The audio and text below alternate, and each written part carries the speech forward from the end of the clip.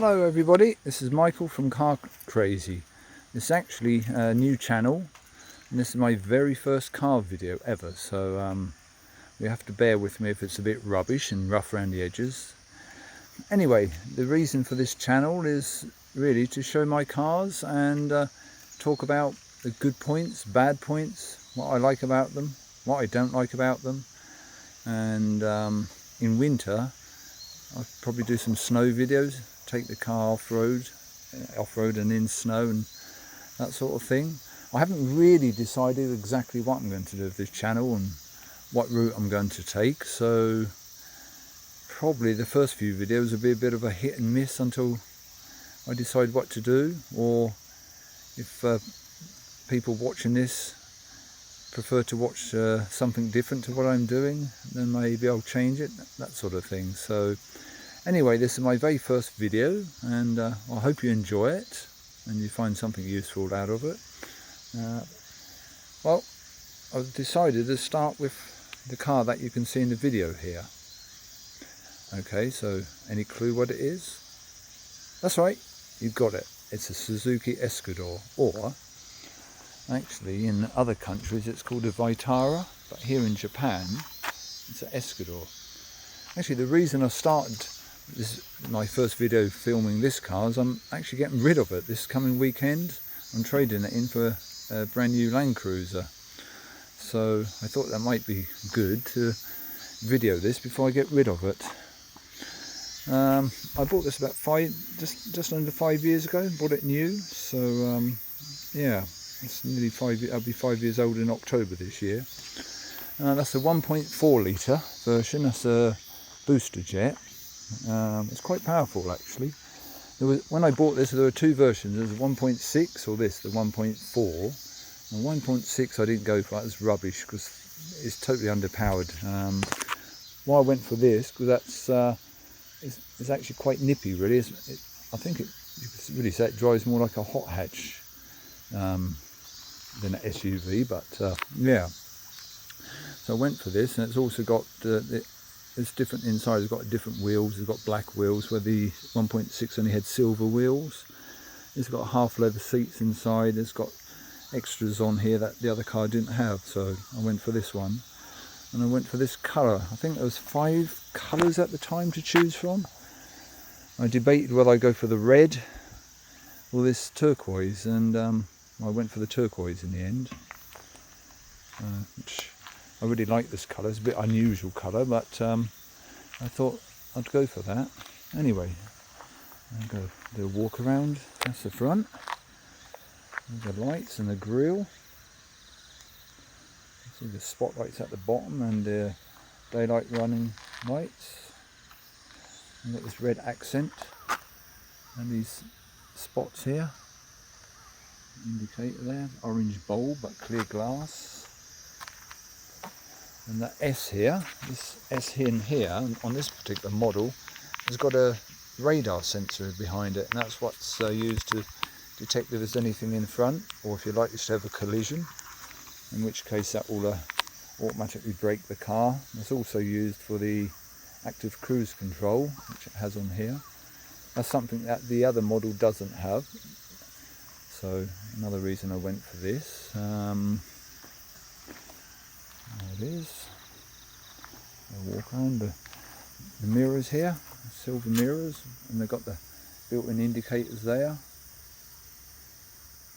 Got this little like kind of, I don't know what you call it really, accent. It looks like a grille, but it's not. It's just a false accent thing. It looks quite nice, I think. It's the keyless entry button. That's the wheels, black wheels. These are the standard on this model. These are 17-inch.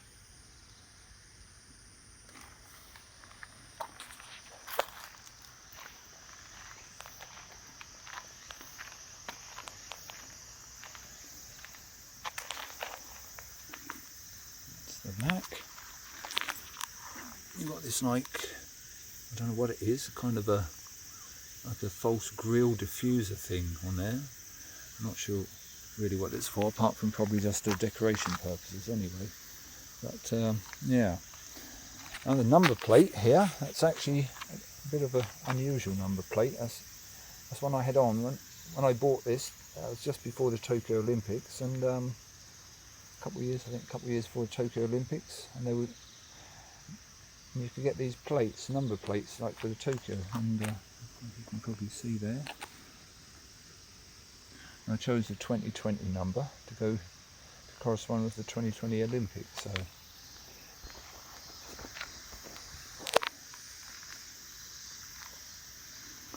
it's it's an SUV. It's I suppose you call it a medium-sized SUV,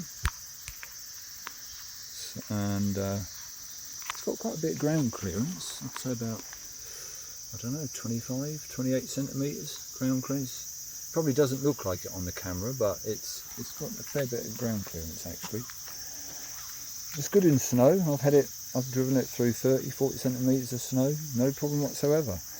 It's very good at driving through snow, especially quite deep snow, but it does jump around a bit when you're in the snow. If you're on like hard ruts and frozen compacted snow, especially if you're going around corners, that will flip around a bit, even with the traction control on, but probably because it's very light.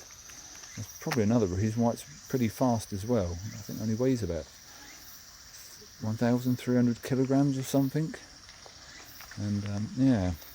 Oh, one thing about the engine, another thing I like about it is, actually I'll show you the engine just a moment. Let's show you the engine. Right, that's the engine. That's a booster jet, 1.4 litre. That's turbocharged, so it's got about the same power as a naturally aspirated 2 litre. In a car that doesn't weigh that much, so it's pretty nippy. What I like about it is it makes full power about I believe it was about 2,200 revs right through to about 5,000. So it has a power curve very similar to a diesel engine actually. You've got full power at very low revs, and so no matter what gear you're in, you can just put your foot down and that will go. Which is another reason why I chose this over the other car.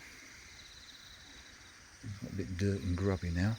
Had a lot of rain recently, and I've been driving up and down dirt tracks at times, so as you can see the car is rather messy, not very clean at all, but well, can't be helped, that's rather wet this time of year. Right, well, I'll show you inside. Boot first of all. There it is, that's the boot. It's not the biggest boot in the world, but I guess if you've got a couple of big suitcases, you stack them on top of each other, you'd get them in with the parcel shelf, without the parcel shelf. You can just unclip it off here, both sides, and then just pull this off, and you'd get probably 3 cases in there. And of course you can drop the seats down. You simply do that. It's a 60-40 split. And well, you get a fair bit of stuff in then. But that's the main reason I'm selling this and going for a Land Cruiser. I want something a bit bigger, inside especially, because I have 3 dogs, camping gear, so there's not really enough room in this car for that. As you can probably see when we look in the back. Take my boots out there. I sit in here and see there's not a lot of room in the back for an adult. There's plenty of headroom. There's plenty of headroom, I don't know if you can see. Plenty of headroom there, but you see that there is some room, just about clear that. But it's comfortable though in the back. Nice headrest and everything. It's comfortable, but not that much space for adults if you're on a long journey. It'll probably get a bit tiring.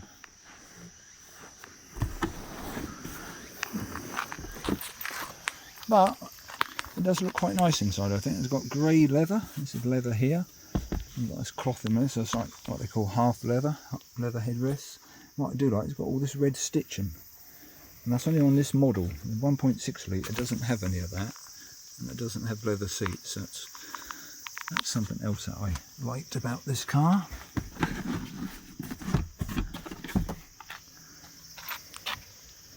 Right, let's have a look in the front. Right, here we are. In the front is, well, there's tons of room. I mean, you know, I'm 180 centimetres tall, but tons of room here. And the steering wheel anyway is all adjustable. I forget where the things are. There it is. You can drop it up and down, you can put it in or bring it out. I normally have it sort of about fully out and about halfway up. That's the paddle shifters. Let's just start it up so I can turn the wheel. Come off. Right. That's the paddle shifters for the gears. I normally drive it in manual mode. Put it on M. That's another thing the 1.6 doesn't have. It doesn't have the manual mode on it. You can do that. You can see the gear change. You just change the gear when you're going like 6 speeds, so you can go up 6 gears when you're going along. Obviously, I can't now. I'm stationary. Right, the 4-wheel drive system is that. You simply turn that to the left. And then there you go, you've got your snow mud mode. If I turn that same dial to the right, I've got sports. Yeah, if I turn it back to the left, and then if I push this button, lock, and that will lock the electronic lock the differentials. Give you a bit more pulling power in the snow and mud and whatnot. Let's push that back and you're back on auto then. That's the dials and everything. What I like about the dials on here, they're white. They're lit, they're backlit white, regardless day or night, even the lights are on or not. So it doesn't matter if it's sunny and bright, you can still see your dials and everything. It's pretty simple and basic, but it gives you all the information you need. Done about, what is it, 62,000, so not many kilometres for a car that's 5 years old, but I have 3 other cars, so that's why they all get used a bit rather than one car doing a lot. Yeah. Navigation system. It's an 8-inch screen, I believe I had put in here. That's obviously a navigation. That's just your, you know, you can choose your TV or radio, which radio I never use. Bluetooth, I pretty much just have it on Bluetooth all the time and just connect my phone to it, and that's it. It's quite not a bad system really. It's only 6 speakers, but it sounds quite good. So yeah, that's that. Now that's for the switches for the heated seats. So everything in this car is all standard, where the other model, at the time, if I got the 1.6, there's quite a few things that this got that didn't have, like these red accents around the clock and the air vents and around the speedo.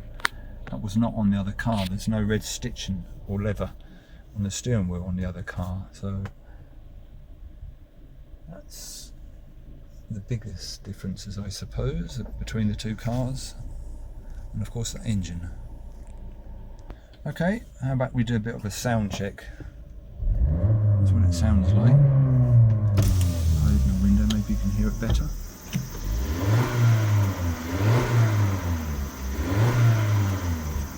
Doesn't sound too bad for 1.4 litre. The engine sounds more powerful than it really is, I suppose, or louder than it is for the car, but anyway. That's about it. The things I like about it, mostly everything really. There's not much I don't like about it. I really like it. It's a good driving car. It's fast for what it is. You can certainly overtake someone pretty quickly with it. It's very good for cruising on the motorways. I've done 400, 500, 600 kilometre sprints with it. No problem really. Not that tiring. But it is a bumpy ride though, having said that. If you go around mountain roads or bumpy roads, it does bounce around, and it's a firm ride. The seats are comfortable, but it is a firm ride, so that's something to think about. But it sticks to the road like glue. For SUV, it's ridiculously good at cornering, and I've had this around corners much faster than that probably you'd expect it to be able to go around corners. But yeah, so it's a very good all-round car really. You can go off-road with it through mud, well, as long as you don't go too crazy. That's good in snow. But like I say, the main thing is it's very light, so it does bounce around a bit on bumpy roads or in icy, snowy roads. And the other one niggle I have is the tyres. It chew tyres up quickly. That's done 62,000 k now, and I've gone through 2 sets of winter tyres and 2 sets of summer tyres. It lasts about 2 seasons. I don't know why, but it chew tyres up quickly. Maybe the power of it, I have no idea.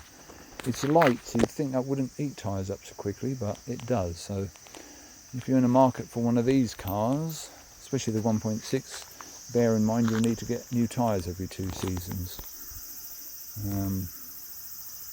Other than that, not many things. I suppose the space is a bit small, really. If you've got a lot of gear, if you're carrying a lot of gear, it's small. That's maybe the only problem as far as space goes. Well, that's about it, I guess. I could take it for. If I had more time, I'd take it for a little bit of a drive so you can see what it drives like, but I haven't got time today, unfortunately, and I'm getting rid of the car soon. So, anyway, that's about it for this video. And like I said at the beginning, I'm not really too sure what I'm going to do with this channel. It really depends if people like it, like what I've put up today, and then I'll go from there. I'm hoping once winter arrives to do some snow driving videos, and probably once I get the Land Cruiser, I'll do some off-roading videos somewhere, maybe that sort of thing. Haven't decided yet. Yeah, so thank you for watching. Oh, by the way, I do have another channel, and that's called Shizen Japan. That's all about photography, nothing to do with cars whatsoever, but in case anyone's interested in photography or Japan, please check out my other channel, Shizen Japan. There's not many videos on there yet, and they're pretty rubbish as well, but I'm going to be working on that and putting more videos on. And I have a website, Shizen Japan. I've got lots of lovely photos on there if anyone's interested, and so please check that out. If you like this video, or even if you don't like it, please, well, either leave a like or don't like or whatever, and if you can comment and share and subscribe, then you'll know when I've got new videos coming out. And like I say, it's my first video, so it's probably a bit rubbish, but if you have any comments, like what you'd like to see in the future videos, please do leave them in the comments. I will read them, and go from there. Okay, thank you very much for watching. I hope this had something useful in there for you. And oh well, by the way, I will have another video out of either my BMW or the Land Cruiser. Which one I'm going to put out next, I'm not sure yet. I'll leave that as a mystery, so you can as something to look forward to. Anyway, thank you for watching. Goodbye.